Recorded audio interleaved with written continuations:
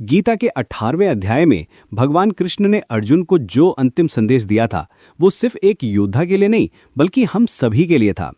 आज हम इस महान अध्याय की गहराई में जाएंगे और समझेंगे कि कैसे मोक्ष संन्यास योग हमारे जीवन को बदल सकता है।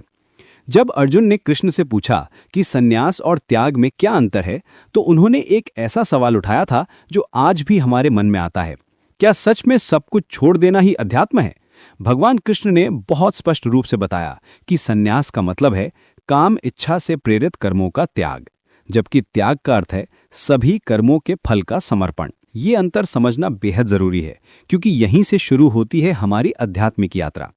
इस अध्याय की खासियत यह है कि ये पूरी गीता का सार है।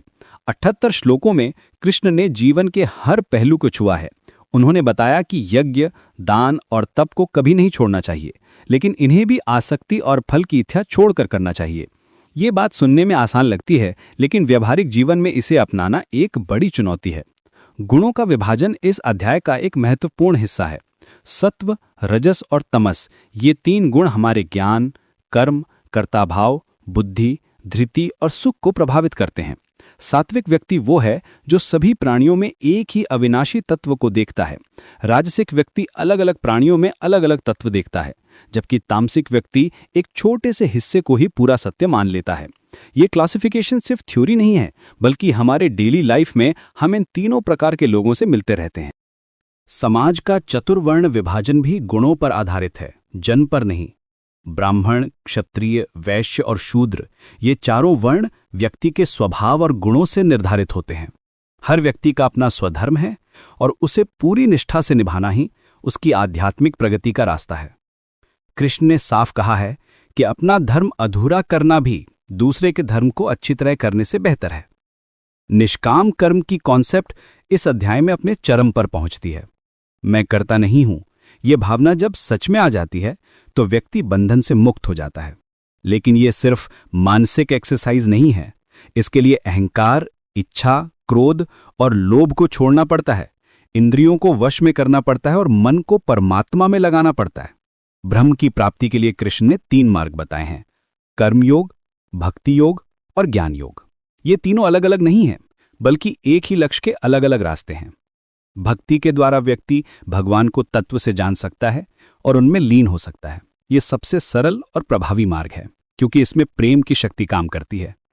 फिर आता है गीता का सबसे गुप्त और महत्वपूर्ण संदेश। कृष्ण कहते हैं, सर्वधर्मान परित्यज्य मामेकम शरणम व्रज, अहम त्वाम सर्व पापेभ्यो मोक्षयिष्यामि मा शुचः। यानी सभी धर्मों को छोड़कर केवल मेरी शरण में आ जा, मैं तुझे सभी पापों से मुक्त कर दूंगा, चिंता मत कर। ये वादा सिर्फ अर्जुन से नहीं है, बल्कि हम सभी से है। ये कंप्लीट सरेंडर की बात है, जहां ईगो पूरी तरह से समर्पित हो जाता है।